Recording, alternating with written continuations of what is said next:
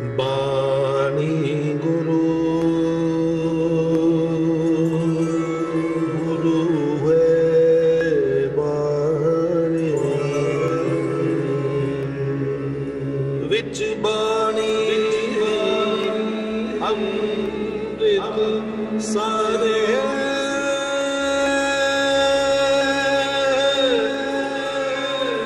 गुरबाणी सेवक जनमा पर तख गुरु निस्तारे।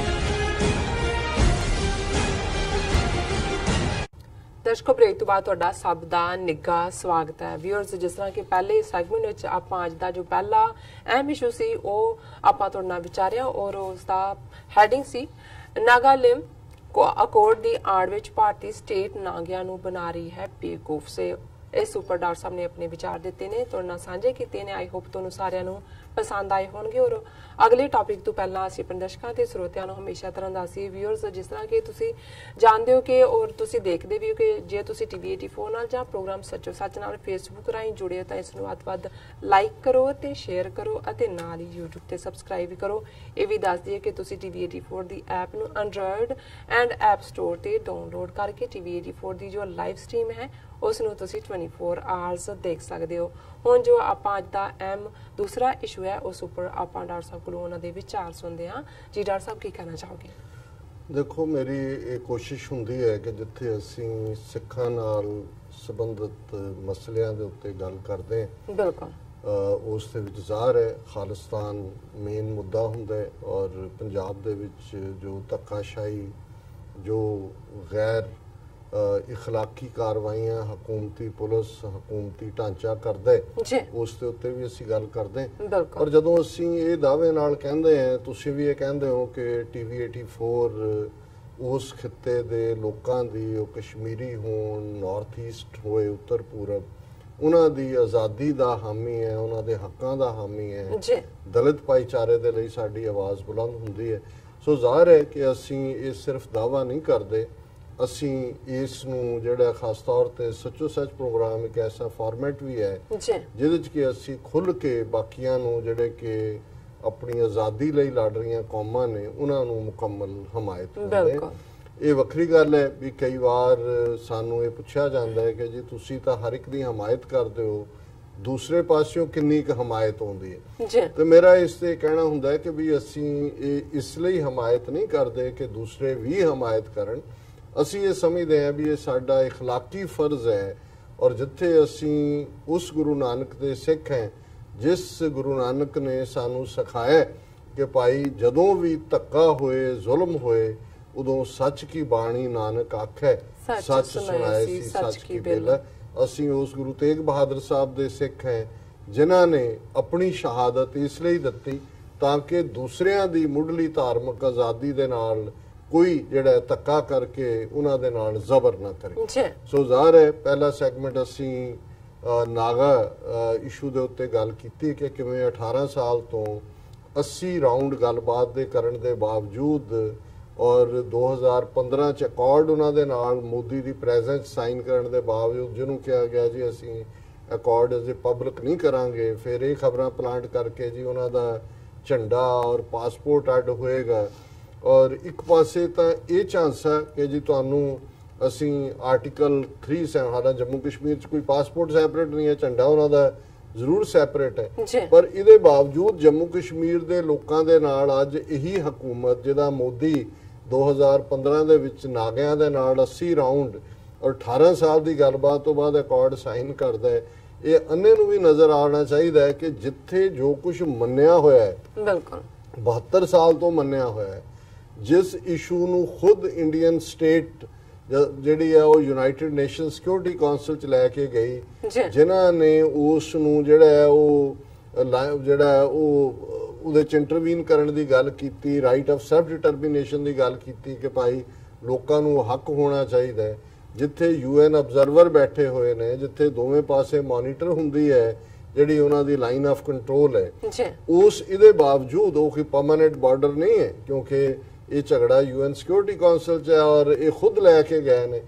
ਔਰ ਉੱਥੇ ਜੋ ਕੁਝ ਇਹਨਾਂ ਨੇ ਮੰਨਿਆ ਵੀ, ਜਿਹੜਾ ਹਰੀ ਸਿੰਘ ਦੀ ਐਕਸੈਸ਼ਨ ਦਾ ਡਰਾਮਾ ਇਹ ਕਹਿੰਦੇ ਨੇ, ਉਸ ਤੋਂ ਬਾਅਦ ਹੀ ਕਨਸਟੀਟਿਊਸ਼ਨ ਦੇ ਵਿੱਚ ਜਿਹੜਾ ਪ੍ਰੋਵੀਜ਼ਨ ਆਰਟੀਕਲ 3 ਜਿਹੜਾ 70 ਦਾ ਆਇਆ ਜਾਂ ਆਰਟੀਕਲ 35A ਦਾ ਆਇਆ, ਇਹ ਕਸ਼ਮੀਰ 'ਚ ਇਹ ਆਰਟੀਕਲ ਔਰ ਇਹ ਉਹਨਾਂ ਨੂੰ ਆਪਣਾ ਗੀਤ ਔਰ ਆਪਣਾ ਝੰਡਾ ਰੱਖਣ ਦੀ ਆਗਿਆ ਦੇ ਬਾਵਜੂਦ ਜੇ 1.25 ਲੱਖ ਕਸ਼ਮੀਰੀ ਮਾਰੇ ਜਾ ਸਕਦੇ ਨੇ ਔਰ ਫੌਜ ਜਿਸ ਕਿਸਮ ਦੇ ਜ਼ੁਲਮ ਹੁਣ ਤਾਂ ਉਹਨਾਂ ਨੂੰ ਅੱਗੇ ਤਾਂ ਥੋੜਾ ਬਹੁਤ ਹੁੰਦਾ ਸੀ ਕਿ ਜੀ ਦਿੱਲੀ ਵਾਲਿਆਂ ਨੇ ਸੈਕੂਲਰਿਜ਼ਮ ਦਾ ਟੈਗ ਟੰਗਿਆ ਹੋਇਆ ਕਾਂਗਰਸ ਦੇ ਥੱਲੇ, ਜਾਂ ਦੂਜਾ ਜਾਂ ਮੋਦੀ ਦੇ ਮੁੱਢਲੇ ਸਾਲਾਂ 'ਚ ਕਿਉਂਕਿ PDP ਦੇ ਨਾਲ ਉਹਦੇ ਨਾਲ ਮਹਿਬੂਬਾ ਮੁਫਤੀ ਦੀ ਪਾਰਟੀ ਨਾਲ ਇਹਨਾਂ ਨੇ ਸਾਂਝੀ ਸਰਕਾਰ ਬਣਾ ਲਈ, ਡਿਪਟੀ ਚੀਫ ਮਿਨਿਸਟਰ ਇਹਨਾਂ ਦਾ ਬਣ ਗਿਆ, ਵਿੱਚ ਵੜ ਗਏ ਸਿਸਟਮ ਦੇ।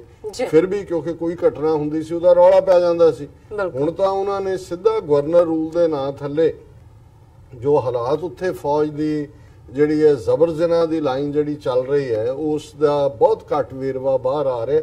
ਔਰ ਜ਼ਾਹਰ ਹੈ ਕਿ ਜਿਹੜੀ ਹਕੂਮਤ ਇੱਕ ਪਾਸੇ ਸਾਰੀਆਂ ਪਾਰਟੀਆਂ ਦੀ ਇਹ ਮੀਟਿੰਗ ਸੱਦ ਕੇ, ਪਹਿਲਾ ਜਿਹੜਾ ਮੋਦੀ ਸਰਕਾਰ ਦਾ ਦੁਬਾਰਾ ਬਣਨ ਤੋਂ ਬਾਅਦ ਸੀ ਕਿ ਜੀ 1 ਇਲੈਕਸ਼ਨ ਇਨ ਦਾ ਕੰਟਰੀ, ਕਿ ਜਦੋਂ ਪਾਰਲੀਮੈਂਟ ਦੀਆਂ ਚੋਣਾਂ ਹੁੰਦੀਆਂ ਨੇ ਨਾਲ ਦੀ ਨਾਲ ਸਾਰੀਆਂ ਸਟੇਟ ਅਸੈਂਬਲੀ ਦੀਆਂ ਚੋਣਾਂ ਵੀ ਉਹਦੇ ਨਾਲ ਹੋਣੀਆਂ ਚਾਹੀਦੀਆਂ, ਜਿਹਨੂੰ ਕਿ ਬਹੁਤ ਸਾਰੀਆਂ ਜਿਹੜੀਆਂ ਆਪੋਜੀਸ਼ਨ ਪਾਰਟੀਆਂ ਨਹੀਂ ਮੰਨਦੀਆਂ। ਪਰ ਉਹ ਇਸ ਲਈ ਪੁਸ਼ ਕਰਨਾ ਚਾਹੁੰਦੇ ਨੇ ਵੀ ਇੱਕ ਵਾਰ ਤੁਸੀਂ ਜੇ 52,000 ਕਰੋੜ ਲਾ ਕੇ ਇਲੈਕਸ਼ਨਾਂ ਤੇ ਜਿਹੜਾ ਉਹਨੂੰ ਤੁਸੀਂ ਜਿੱਤ ਹੀ ਲਿਆ ਜਾਂ EVM ਮਸ਼ੀਨਾਂ ਦਾ ਕਰਾਮਾਤ ਹੈ, ਬਜਾਏ ਫਿਰ ਕੱਲੀ ਸਟੇਟ ਵਿੱਚ ਇੱਕੋ ਵਾਰੀ ਜਿਹੜਾ ਹੈ ਧੋਖਾ ਕਰਨਾ ਵੱਡੇ ਪੈਮਾਨੇ ਤੇ ਇੱਕੋ ਵਾਰੀ ਕਰੋ।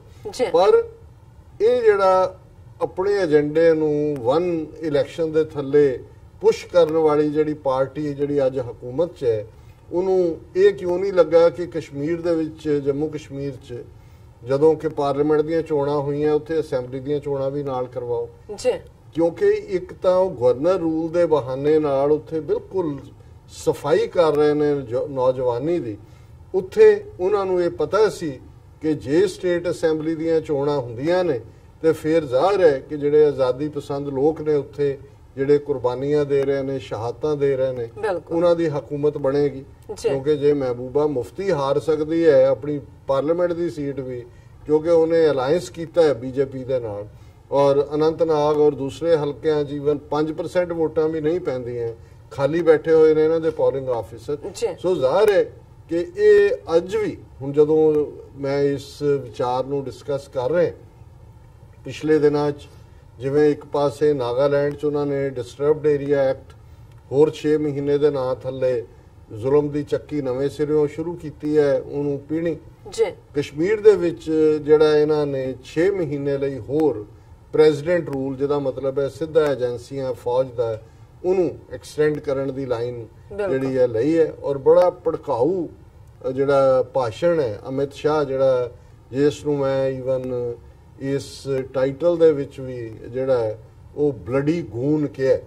ਇਹ ਗੂਨ ਕਿਉਂਕਿ ਗੁੰਡਾ ਸ਼ਬਦ ਜਿਹੜਾ ਹੈ ਬੇਸ਼ੱਕ ਅੰਗਰੇਜ਼ੀ ਡਿਕਸ਼ਨਰੀ ਨੇ ਅਡਾਪਟ ਕੀਤਾ ਹੈ, ਉਹ ਹੁੰਦੇ ਹੀ ਉਸ ਖਿੱਤੇ 'ਚ ਨੇ ਗੁੰਡੇ, ਤੇ ਅੰਗਰੇਜ਼ੀ 'ਚ ਉਹਨੂੰ ਗੂਨ ਕਹਿ ਲੈਂਦੇ ਨੇ। ਤੇ ਗੂਨ ਵੀ ਗੁੰਡਾ ਵੀ ਕੋਈ ਮਾਮੂਲੀ ਨਹੀਂ, ਬਲੱਡੀ ਗੂਨ, ਜਿਹੜਾ ਕਿ ਈਵਨ ਆਲਰੇਡੀ ਇਹਦੇ ਹੱਥਾਂ ਦੇ ਉੱਤੇ ਹਜ਼ਾਰਾਂ ਬੇਗੁਨਾਹ ਮੁਸਲਮਾਨਾਂ ਦਾ ਖੂਨ ਜਿਹੜਾ ਉਹ ਲੱਗਾ ਹੋਇਆ, ਕਿਉਂਕਿ ਇਹੀ ਹੋਮ ਮਿਨਿਸਟਰ ਸੀ ਜਦੋਂ ਕਿ 2002 ਦੇ ਵਿੱਚ ਗੁਜਰਾਤ ਦਾ home minister Modi chief minister, ਜਦੋਂ ਕਿ ਗੋਦਰਾ ਕਾਂਡ ਦੀ ਆੜ ਦੇ ਵਿੱਚ ਜਿਹੜੇ ਨੇ ਹਜ਼ਾਰਾਂ ਮੁਸਲਮਾਨ ਮਾਰੇ ਗਏ, ਸੈਂਕੜਿਆਂ ਬੀਬੀਆਂ ਦੇ ਨਾਲ ਜ਼ਬਰ ਜਨਾਹ ਹੋਇਆ, ਔਰ ਈਵਨ MP ਜਾਫਰੀ ਵਰਗੇ ਜਿਉਂਦੇ ਸਾੜ ਦਿੱਤੇ ਗਏ।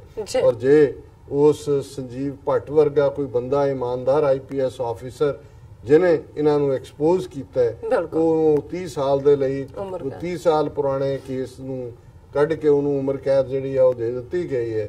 ਔਰ ਉਹਦੀ ਵਾਈਫ ਜਿਹੜੀ ਹੈ ਸੰਜੀਵ ਭੱਟ ਦੀ, ਉਹ ਕਹਿ ਰਹੀ ਹੈ ਕਿ ਕਿੱਥੇ ਹੈ ਜਸਟਿਸ, ਕਿੱਥੇ ਨੇ ਬਾਕੀ IPS, ਕਿੱਥੇ ਹੈ ਮੁਲਕ। ਸੋ ਜ਼ਾਹਰ ਹੈ ਕਿ ਉਦੋਂ ਵੀ ਇਹੀ ਅਮਿਤ ਸ਼ਾਹ, ਔਰ ਇਹੀ ਅਮਿਤ ਸ਼ਾਹ ਤੇ ਕਿਉਂਕਿ ਈਵਨ ਜਦੋਂ ਅਸੀਂ ਰਾਣਾ ਅਯੂਬ ਦੀ ਗੱਲ ਕਰਦੇ ਆ, ਜਰਨਲਿਸਟ ਦੀ ਜਿਹਨੇ ਸਟਿੰਗ ਆਪਰੇਸ਼ਨ ਕੀਤਾ ਔਰ ਆਪਣੀਆਂ ਫਾਈਂਡਿੰਗਸ ਗੁਜਰਾਤ ਫਾਈਲਸ ਨਾਂ ਦੀ ਕਿਤਾਬ ਦੇ ਵਿੱਚ ਪਬਲਿਸ਼ ਕੀਤੀਆਂ। ਉਹ ਵੀ ਅਮਿਤ ਸ਼ਾਹ ਤੱਕ ਪਹੁੰਚ ਕੇ ਉਹਨੂੰ ਜਿਹੜਾ ਹੈ ਉਹ ਔਰ ਉਹਦੇ ਥੱਲੇ ਇੱਕ ਵਾਰੀ ਇਹ ਗ੍ਰਿਫਤਾਰ ਵੀ ਹੋਇਆ। ਔਰ ਫਿਰ ਈਵਨ ਸੁਪਰੀਮ ਕੋਰਟ ਨੇ ਜਸਟਿਸ ਲੋਇਆ ਦੀ ਜਿਹੜੀ ਹੈ ਉਸ ਦੀ ਕਮਾਂਡ ਥੱਲੇ ਦੀ ਇਨਵੈਸਟੀਗੇਸ਼ਨ ਜਿਹੜੀ ਹੈ ਉਹ ਸਪੈਸ਼ਲ ਇਨਵੈਸਟੀਗੇਟਿਵ ਟੀਮ ਦੀ ਚੱਲ ਰਹੀ ਸੀ, ਔਰ ਇੱਕ ਹੀਅਰਿੰਗ ਦੇ ਸਿਲਸਿਲੇ 'ਚ ਜਦੋਂ ਉਹ ਗਿਆ ਔਰ ਉਸ ਤੋਂ ਬਾਅਦ ਉਹਦੀ ਡੈੱਡ ਬਾਡੀ ਮਿਲੀ ਉਸ ਜਸਟਿਸ ਲੋਇਆ ਦੀ ਸੁਪਰੀਮ ਕੋਰਟ ਦੇ, ਉਹਨਾਂ ਨੇ ਕਿਹਾ ਜੀ ਇਹ ਤਾਂ ਹਾਰਟ ਅਟੈਕ ਹੋ ਗਿਆ। ਔਰ ਸੁਪਰੀਮ ਕੋਰਟ ਤੇ ਵੀ ਇਹਨਾਂ ਦਾ ਕਿੰਨਾ ਛਾਪ ਹੈ ਕਿ ਉਹਨਾਂ ਦਾ ਫੈਲੋ ਜੱਜ ਜਿਹੜਾ ਕਿ ਇੱਕ ਇੰਪੋਰਟੈਂਟ ਇਨਵੈਸਟੀਗੇਸ਼ਨ ਦੇ ਵਿੱਚ ਮਾਰਿਆ ਗਿਆ, ਮਰਡਰ ਹੋਇਆ, ਈਵਨ ਉਹਦੀ ਇਨਵੈਸਟੀਗੇਸ਼ਨ ਵੀ ਆਰਡਰ ਨਹੀਂ ਕੀਤੀ। ਔਰ ਇਹ ਅਮਿਤ ਸ਼ਾਹ ਜਦੋਂ ਖਲੋ ਕੇ ਕੱਲ ਰਾਜ ਸਭਾ ਦੇ ਵਿੱਚ ਇਹ ਕਹਿ ਰਿਹਾ ਕਿ ਬਈ ਅਸੀਂ ਜਿਹੜਾ ਕਮਿਟਡ ਹੈ ਕਿ ਕਸ਼ਮੀਰੀਅਤ, ਉਹਨੇ ਰਾਜ ਸਭਾ ਦੀ ਡਿਬੇਟ 'ਚ ਕਿਹਾ ਕਿ ਵੀ ਅਸੀਂ 6 ਮਹੀਨੇ ਲਈ ਵਧਾ ਰਹੇ ਹਾਂ president rule, reiterated that the state is an integral part of India and no one can separate it from the country। ਸੋ ਜ਼ਾਹਰ ਹੈ ਇਹ ਜੇ ਵਰਬਲ ਇੱਥੋਂ ਤੱਕ ਹੀ ਗੱਲ ਮਹਿਦੂਦ ਰਹੇ, ਇਹ ਭਾਰਤ ਪਬਲਿਕ ਕੰਜ਼ੰਪਸ਼ਨ ਲਈ ਤਾਂ ਕਹਿੰਦਾ, ਇਹਨਾਂ ਨੂੰ ਕੋਈ ਪੁੱਛ ਸਕਦਾ ਹੈ ਕਿ ਵੀ ਜੇ ਤੁਸੀਂ ਇੰਟੈਗਰਲ ਤੁਹਾਡਾ ਹੀ ਸੀ ਤੇ ਤੁਸੀਂ ਫਿਰ UN 'ਚ ਕਿਉਂ ਲੈ ਕੇ ਗਏ ਸੀ? ਤੇ UN ਨੇ ਇਹਨੂੰ ਡਿਸਪਿਊਟਡ ਟੈਰੀਟਰੀ ਕਿਹਾ ਹੋਇਆ। ਜੰਮੂ ਕਸ਼ਮੀਰ UN ਦੇ ਥੱਲੇ ਤੁਹਾਡੇ ਨਕਸ਼ੇ ਦਾ ਹਿੱਸਾ ਨਹੀਂ ਹੈ, ਉਹ ਇੱਕ ਇੰਡੀਪੈਂਡੈਂਟ ਐਂਟੀਟੀ ਡਿਸਪਿਊਟਡ ਟੈਰੀਟਰੀ ਹੈ। ਔਰ ਜ਼ਾਹਰ ਹੈ ਕਿ ਪਾਕਿਸਤਾਨ ਨੇ ਤਾਂ ਆਜ਼ਾਦ ਕਸ਼ਮੀਰ ਦੇ ਤੌਰ ਤੇ ਉਹਨਾਂ ਦੀ ਅੱਡ ਪਾਰਲੀਮੈਂਟ ਔਰ ਦੂਸਰਾ ਉਹਨੂੰ ਐਟਲੀਸਟ ਜਿਹੜਾ ਇੰਨਾ ਤਾਂ ਉਹਨੂੰ ਮਾਨਤਾ ਦਿੱਤੀ ਹੋਈ ਹੈ। ਫਿਰ ਇਹ ਕਹਿੰਦਾ ਕਿ ਜੀ ਅਸੀਂ home minister stated that Modi government is following a policy to protect the sanctity of Kashmiri tradition, humanity and peace। ਇਹਦੇ ਤੋਂ ਵੱਡਾ ਇਹ ਇਵੇਂ ਹੀ ਹੈ ਕਿ ਜਦੋਂ ਭਾਰਤੀ ਫੌਜ ਨੇ ਦਰਬਾਰ ਸਾਹਿਬ ਤੇ ਹਮਲਾ ਕੀਤਾ ਔਰ ਕਿਵੇਂ ਉਹਨਾਂ ਦੇ ਟੈਂਕਾਂ ਤੋਪਾਂ ਦੇ ਨਾਲ ਅੰਦਰ ਉਹਨਾਂ ਨੇ ਕੀ ਨਹੀਂ ਕੀਤਾ, ਜਬਰ ਜਨਾਹ ਵੀ ਬੱਚੀਆਂ ਦੇ ਨਾਲ ਔਰ ਤਮਾਕੂ ਦਾ ਇਸਤੇਮਾਲ ਵੀ ਔਰ ਪੂਰਾ ਜ਼ੁਲਮ ਪੁਆਇੰਟ ਬਲੈਂਕ ਰੇਂਜ ਤੇ ਉਹਨਾਂ ਨੇ ਆਮ ਇਨੋਸੈਂਟਸ ਨੂੰ ਮਾਰਿਆ। ਔਰ ਇੰਦਰਾ ਗਾਂਧੀ ਪਾਰਲੀਮੈਂਟ 'ਚ ਖਲੋ ਕੇ ਕਹਿ ਰਹੀ ਸੀ ਕਿ ਜੀ our jawans went in the precinct with naked feet, prayers in their hearts and God's name on their lips। ਕਿ ਜੀ ਸਾਡੇ ਫੌਜੀ ਉਹਨਾਂ ਦੇ ਪੈਰ ਨੰਗੇ ਸੀ ਸਤਕਾਰ 'ਚ ਔਰ ਉਹਨਾਂ ਦੇ ਦਿਲ ਦੇ ਅੰਦਰ ਪ੍ਰਾਰਥਨਾ ਸੀ ਤੇ ਉਹਨਾਂ ਦੀ ਜ਼ਬਾਨ ਦੇ ਉੱਤੇ ਰੱਬ ਦਾ ਨਾਮ ਸੀ, ਇਵੇਂ ਹੋ ਗਏ।